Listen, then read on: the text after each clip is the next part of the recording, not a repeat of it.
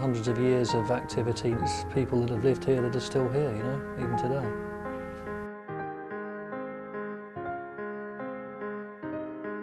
16 ghosts in one of the rooms, spread over 3 different time periods. There have been hundreds of instances of things going on, you know, bangs, thuds. 2 spirits here. I'm getting 2 brothers.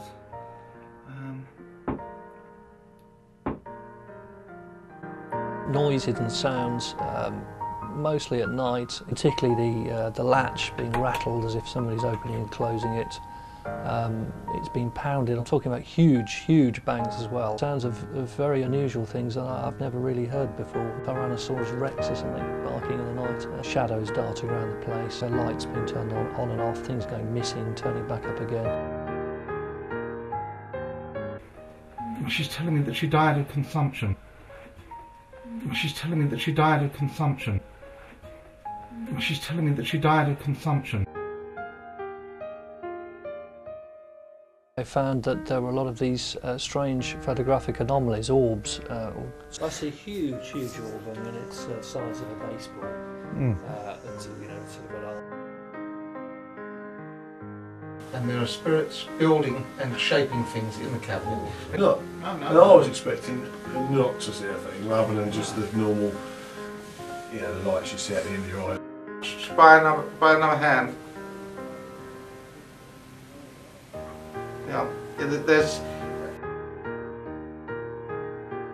A long time ago in this area there were a lot of monasteries. There's a monastery just up the road, and Patrick picked up on a monk, and he apparently resides in the corner over there, and he was telling Patrick, I believe, that there are ponds nearby where they used to obtain carp.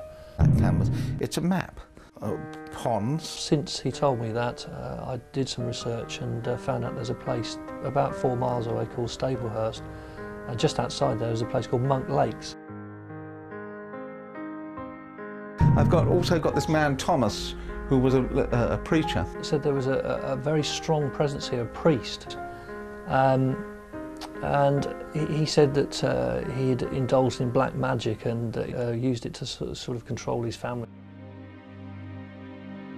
As Patrick said that we would find something in the fireplace, and we were cleaning out the bread oven in there, and we found the remains of some melted metal, which is apparently some coins that you know, some very old lead coin.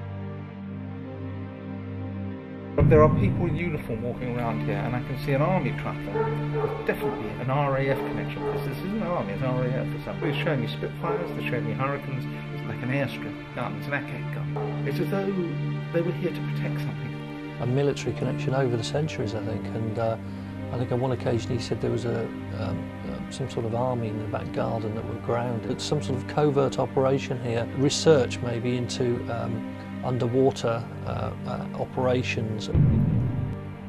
They were submerged, so they were doing experiments here or something. He also identified a landing strip. He said there was a gun battery here. I mean, I had no knowledge about any of this. We did some metal detects. He found some bits of an aircraft. Found this bayonet in the field. Talking to the neighbours, they said that this farm was actually called Searchlight Farms in the Second World War. There was a military operation here. Mary Rose. Patrick picked up on the presence of a young girl called Mary Rose. She died in a little room upstairs. He tends to use flowers to tell her story.